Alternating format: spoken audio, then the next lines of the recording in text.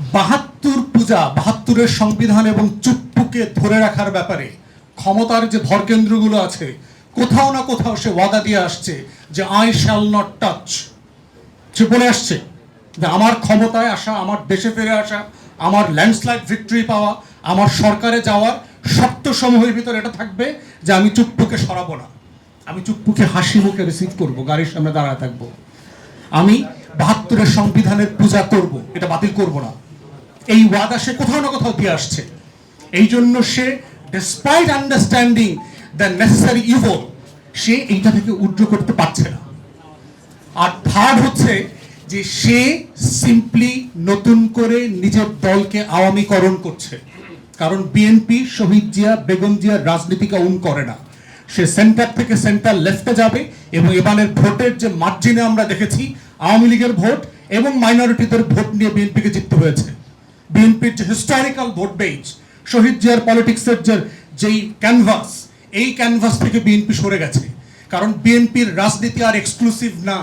শহীদ জিয়ার রাজনীতি এনসিপিও করে, এবি পার্টিও করে, জামাত সহ ইসলামিক দলগুলোও করে। দিল্লির আধিপত্যবাদের বিরুদ্ধে রাজনীতি, বাংলাদেশপন্থী রাজনীতি, ধর্মীয় মূল্যবোধের রাজনীতি।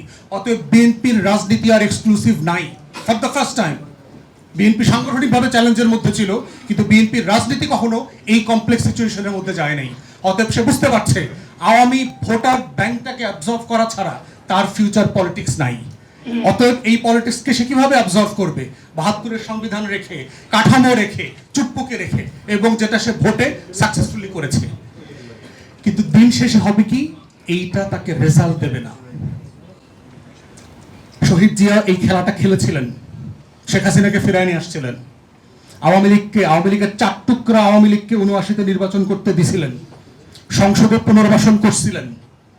এরশাদের মতো একটা কুলাঙ্গার মুক্তিযোদ্ধা না, পাকিস্তানের স্ট্যান্ডার্ড সোলজার ছিল, তাকে সেনাপ্রধান করেছিলেন।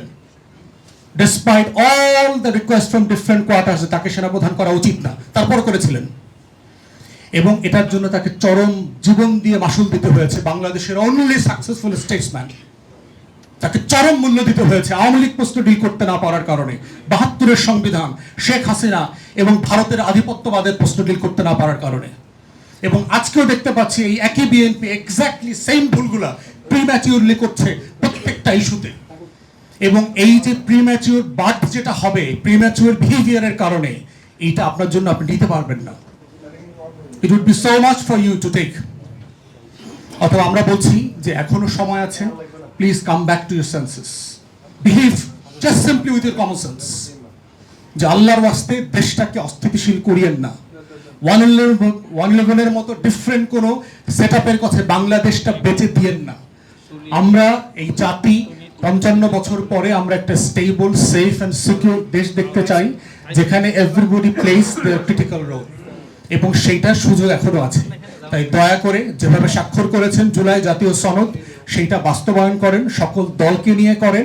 এর থেকে প্রেসিং ইস্যু আছে, ইরান যুদ্ধ, economic disaster, foreign reserve crisis, তেল, গ্যাস, জ্বালানি সংকট, গণপরিবহন, হাজারটা সমস্যা আছে।